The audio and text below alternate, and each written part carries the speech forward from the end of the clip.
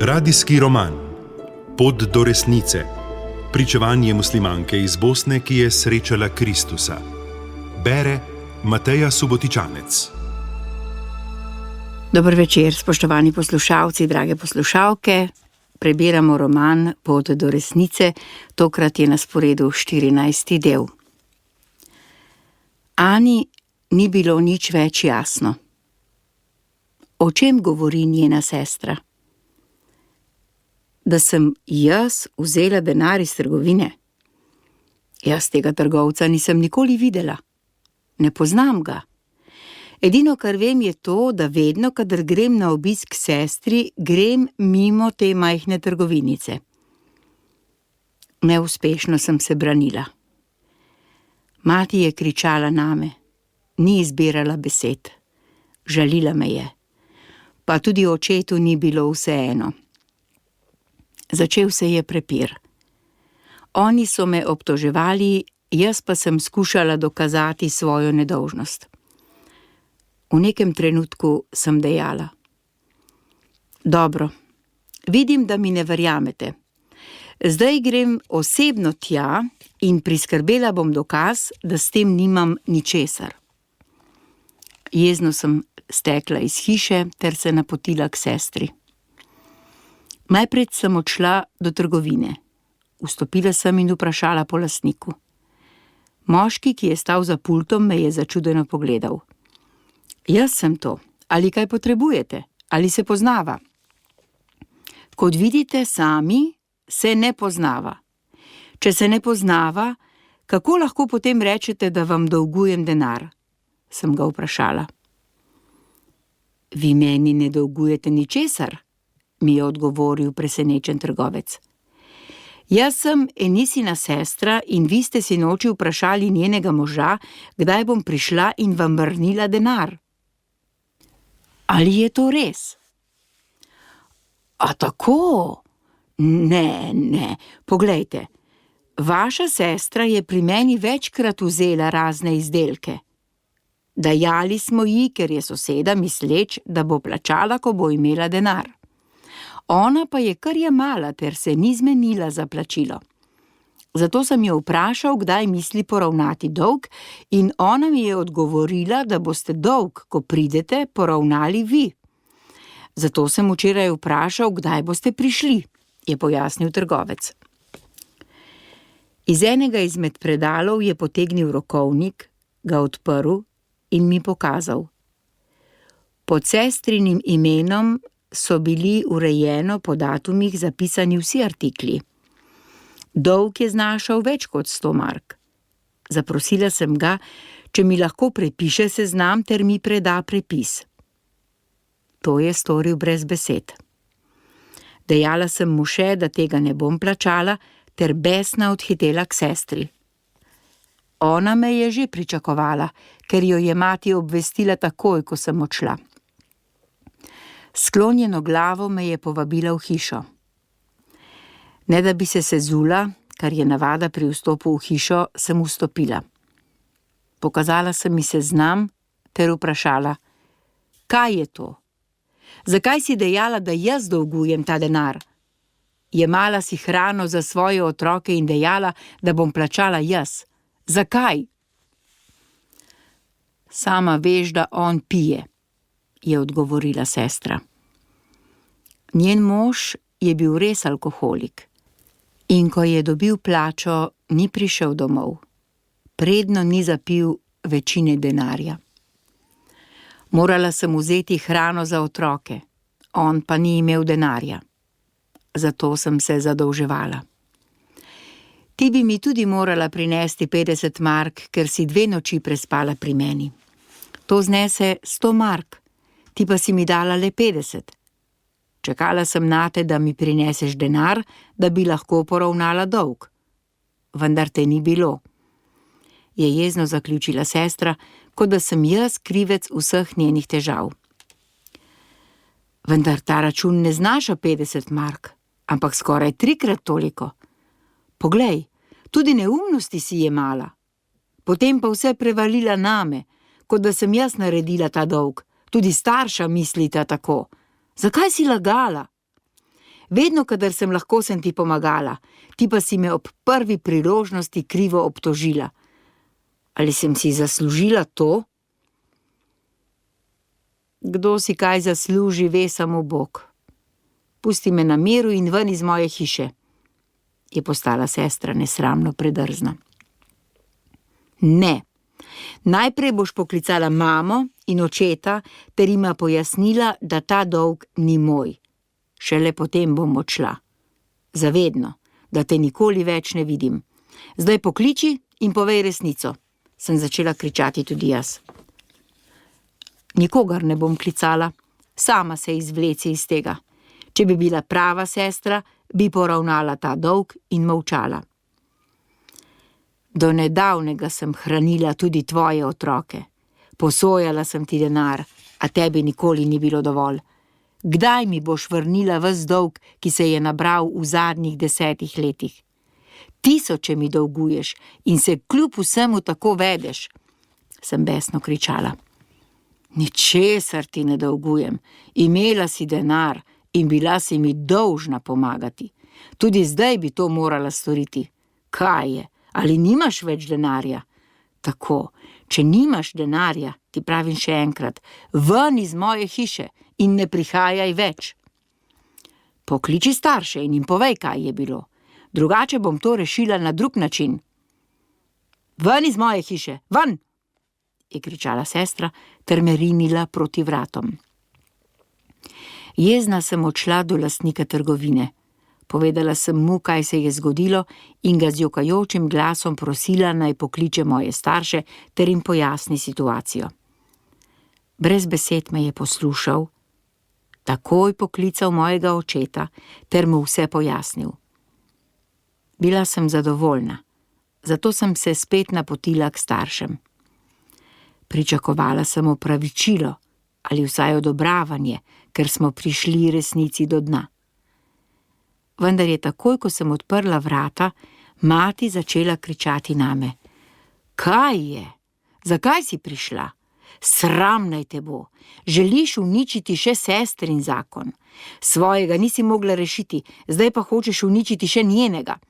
Odšla si z namenom, da dokažeš, kako to ni tvoj dolg. Sprla si se s sestro in jo osramotila pred sosedi. Sram naj te bo. In nato mi je pljunila v obraz. Popolnoma presenečena sem si brisala sledi materinega besa z obraza. Zakaj zdaj to? Vse je jasno. Dolg ni moj. Človek je vse pojasnil in slišala si. Česa sem zdaj kriva? Sem vprašala skozi solze. Kriva si. Namesto, da si se prepirala, bi morala plačati dolg in končati s tem. Ampak ne, gospa želi resnico. Ona želi sestri uničiti zakon. Da poravnam dolg? Sem vprašala presenečeno. S čim? Tudi jaz nimam dovolj zase. Zakaj bi morala plačevati njene dolgove? Zato, ker si njena sestra. To, da nimaš denarja, je tvoj problem. Morala bi se rešiti tega trebuha in delati. Če bi nas poslušala, bi zdaj imela denar zase in za sestro. Takšna ne moreš delati. Kaj bo, ko boš rodila? Kdo bo hranil otroka? Kdo ga bo čuval? To je samo breme in sramota za vse nas. Ti želiš nekakšno pravico. Sram naj te bo, je na ves glas kričala mati. Njene besede so me zadele v največjo globino srca. Začela sem jokati, se brez besed obrnila ter stekla iz hiše. Te besede so mi še dolgo odmevale v ušesih. Preganjale so me in vsakokrat, ko sem se spomnila nanje, so solze same stekle po obrazu. Bila sem popolnoma zavržena. Ostala sem brez denarja, moja družina pa se me je odrekla. Sovražili so me, zato mi niso hoteli pomagati. Ostala sem povsem sama. To, pa še ni bil konec mojih težav. 2 tedna potem je k moji delovni mizi v pisarni stopil lastnik podjetja, v katerem sem bila zaposlena, in mi dejal: konec meseca, to je čez 3 tedne, ti poteče pogodba o zaposlitvi. Glede na to, v kakšnem stanju si, ti pogodbe ne moremo podaljšati. Ne splača se mi namreč zaposliti nekoga, ki je na bolniški, in to porodniški, ki traja 1 leto.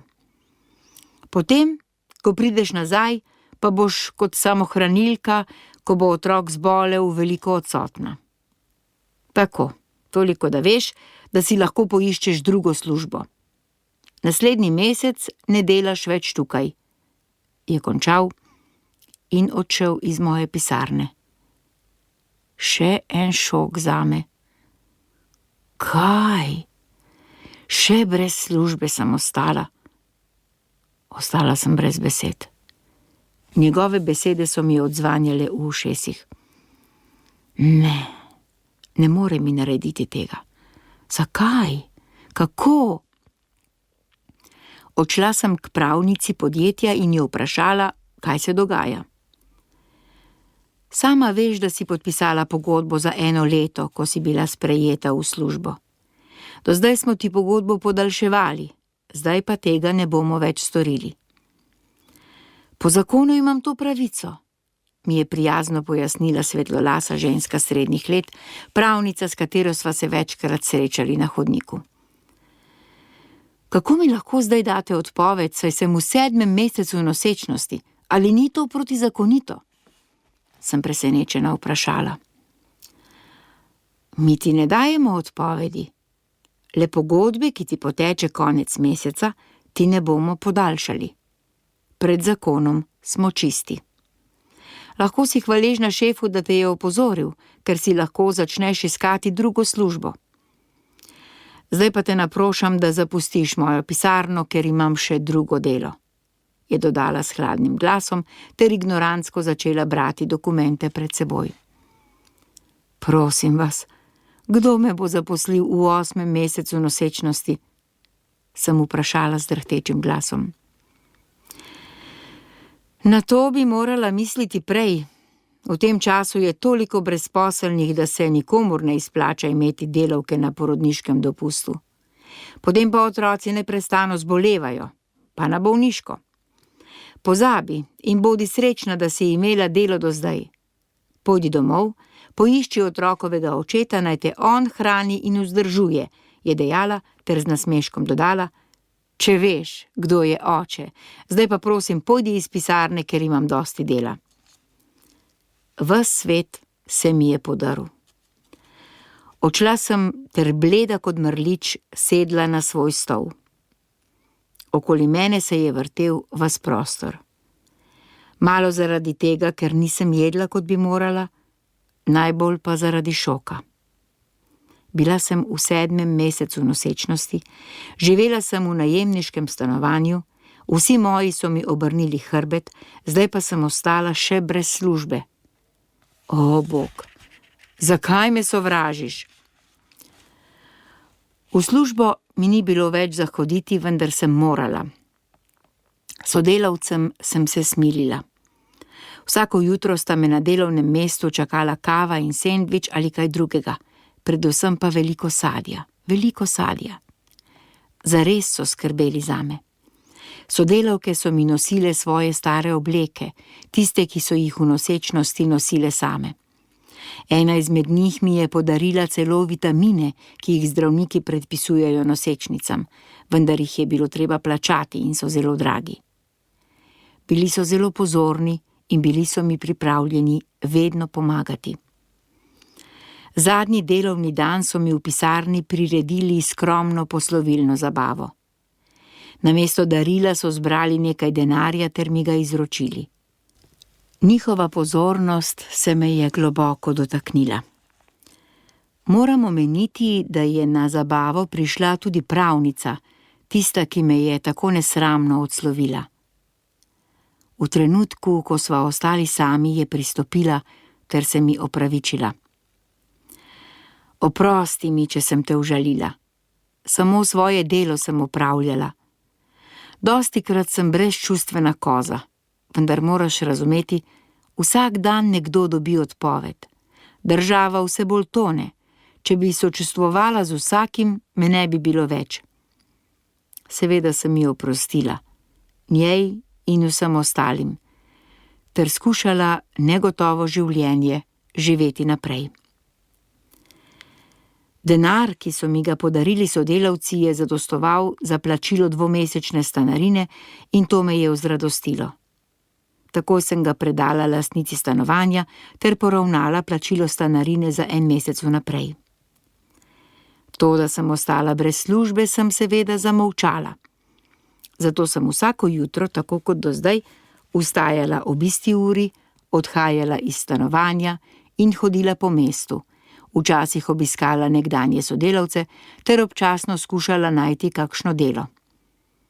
Normalno, da z zaposlitvijo ni bilo nič. Saj so takoj, ko so videli trebuh, prekinili pogovor, rekoč naj se oglasim čez leto dni.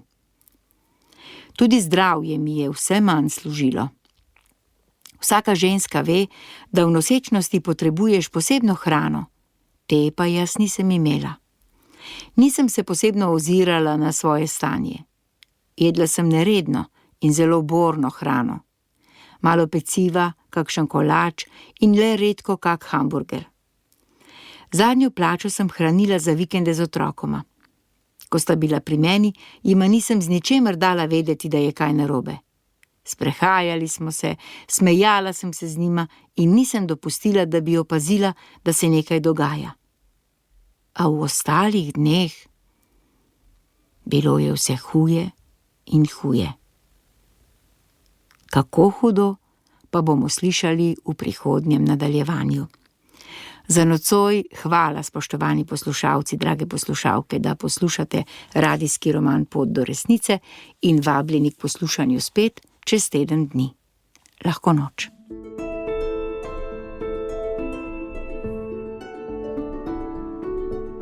Slišali ste del radijskega romana Pot do resnice.